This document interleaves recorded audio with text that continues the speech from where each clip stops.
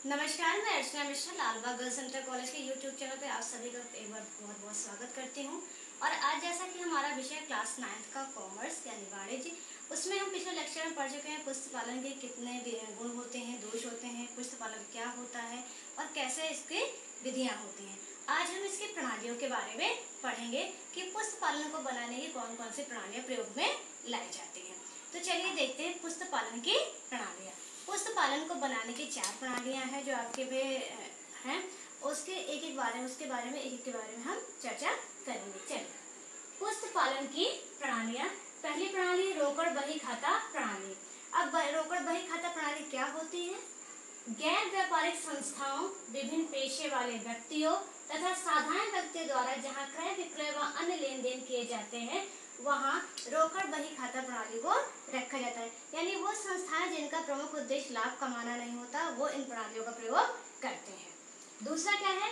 इकहरा रोकड़ प्रणाली। यह प्रणाली रोकड़ खाता प्रणाली तथा व्यापारिक बही खाता प्रणाली का दोनों का मिश्रण होती है। यानी ये दो प्रणालियों को मिलाकर बनती है, लेकिन इस प्रणाली को पूर्ण प्रणाली नहीं कहा जाता है और इस प्रणाली का प्रयोग भी उपयुक्त नहीं माना जाता है। ये अपूर्ण लेखा प्रणाली है। तीसरी प्रणाली है दोहरा लेखा प्रणाली। इस प्रणाली में प्रत्येक संपन्न लेन देनों का लेखा किया जाता है। ठीक है, आपको जो दोहरा लेखा प्रणाली है इसका प्रयोग हम वाणिज्य में करते हैं, यानी अपने विषय में करते हैं। इस प्रणाली में क्या होता है, जो भी लेन देन होते हैं उसका लेखा दोनों पक्षों में किया जाता है। यानी अगर आप किसी व्यक्ति से सामान लेते हैं और देते हैं तो लेने वाले और देने वाले का दोनों का ही लेखा आप अपने पास यथावत करते हैं। इसलिए इस प्रणाली का ही प्रयोग आज के समय में किया जाता है। चौथी है भारतीय बही खाता प्रणाली। इस प्रणाली का भी आधार दोहरा लेखा प्रणाली है। इस प्रणाली में देशी भाषा का प्रयोग किया जाता है। ये प्रणाली आपने देखा होगा क्या होता है, ये देशी भाषा में यानी जिस भी राज्य में इसका प्रयोग किया जाता है उसी भाषा का प्रयोग किया जाता है। यानी हिंदी, अगर हम उत्तर प्रदेश में है तो उत्तरी भाग में हिंदी भाषा का, मुड़िया भाषा का, इन भाषाओं का प्रयोग किया जाता है कि बहियां लंबी होती हैं और इनको अपने स्थानीय भाषा में लिखा जाता है। उत्तरी भारत में पर्याप्त मुड़िया तथा हिंदी भाषा का प्रयोग किया जाता है। इस प्रणाली में लंबी लंबी बहियों का प्रयोग किया जाता है, जो कि मैं आपको बता चुकी हूँ। चलिए आगे देखते हैं प्रयोग होने वाली शब्दावली। अब क्योंकि ये वाणिज्य है, थोड़ा अलग विषय है, तो इसमें जो शब्दों का प्रयोग होता है वो भी थोड़े अलग होते हैं। अब देखते हैं वो शब्द क्या है। पहला है व्यापार। किसी भी कार्य को करने का उद्देश्य जब लाभ कमाना होता है वो व्यापार कहलाता है। फिर क्या है? व्यापार का स्वामी। जो व्यक्ति इस कार्य को प्रारंभ करता है वो व्यापार का स्वामी कहलाता है। तीसरा क्या है? लेन देन अथवा व्यवहार। हम अपने व्यापार में जो भी लेन देन चाहे उधार चाहे नगद करते हैं वो लेन देन के व्यवहार कहलाते हैं। फिर है प्रमाणक, यानी एक वाउचर होता है कि आपने किस व्यक्ति को सामान दिया और किससे क्या लिया, उसका एक वाउचर नंबर होता है जिसको आप देते हैं। फिर है पूंजी। पूंजी बहुत ही महत्वपूर्ण है व्यापार की दृष्टि से। पूंजी का तो जब आप व्यापार को प्रारंभ करते हैं तो उस पर जब आप जो पहली बार जितना भी धन लगाते हैं उसे वो पूंजी कहलाता है। यानी व्यापार को प्रारंभ करने में जो भी आपने धन लगाया, वस्तु लगाया, वो सभी आपकी पूंजी में आती है।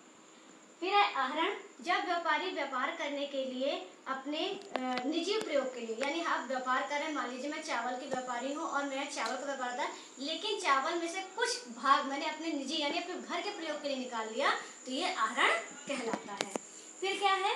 ऋणी अथवा देनदार। ऋणी या अथवा देनदार वह व्यक्ति होता है जो हमारे व्यापार में हमने किसी को उधार वस्तु दी है और उसके बदले में वो हमें पैसे देगा, वो व्यक्ति हमारा देनदार कहलाता है। यानी जितने भी उधार लेन देन होते हैं जिनसे हमें पैसा लेना है वो देनदार कहलाते हैं। फिर है ऋणदाता अथवा लेनदार। इसी प्रकार व्यापार में हमने जिन लोगों से उधार लिया है और जिनको पैसा देना है वो हमारे लेनदार कहलाते हैं। देनदार क्या होते हैं? हमारे संपत्ति होते हैं और लेनदार क्या होते हैं? हमारे दायित्व होते हैं इनके, यानी पैसा देना हमारी जिम्मेदारी इनको होता है। फिर क्या है? क्रय और क्रय वापसी। जब भी हम व्यापार में कोई भी माल खरीदते हैं, यदि हमें पसंद नहीं आया है, उसमें किसी भी प्रकार की कमी है, तो हम उसको क्या करते हैं? अगले व्यक्ति उसको खरीदते हैं। पहले तो क्रय देख लेते हैं। जब हम व्यापार में कोई वस्तु खरीदते हैं तो ये क्रय कहलाता है, परंतु कभी कभी क्या होता है, किन्हीं कारणों से हम क्या करते हैं? वस्तु को वापस कर देते हैं, तो ये कहलाता है क्रय वापसी। फिर क्या है? विक्रय या विक्रय वापसी। हमने किसी व्यक्ति को माल बेचा, यानी आप हमारे दुकान पर आए और हमने किसी व्यक्ति को वो वस्तु बेची, ये क्या कहलाता है? विक्रय। अब उसी तरह उसको अगर वो वस्तु पसंद नहीं है और कुछ समय बाद उसने हमें क्या कर दिया? वापस कर दिया, तो क्या कहलाता है? विक्रय वापसी कहलाता है। खाता क्या होता है? व्यापार की दृष्टि से हर व्यक्ति का एक अलग अलग खाता बनाने से क्या होता है, हमको गणना करने में आसानी रहती है। माल, व्यापार में जो भी क्रय विक्रय किया जाता है वो हमारा माल कहलाता है, यानी गुड्स। फिर क्या है?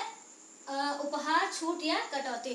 अब व्यापारी है, व्यापार में क्या होता है, कभी कभी हम छूट भी देते हैं, कुछ कमीशन भी देते हैं, कटौती भी देते हैं। इसके बारे में हम क्या करेंगे, अभी अगले लेक्चर में बहुत स्पष्ट पढ़ेंगे, क्योंकि ये थोड़ा सा बड़ा टॉपिक है।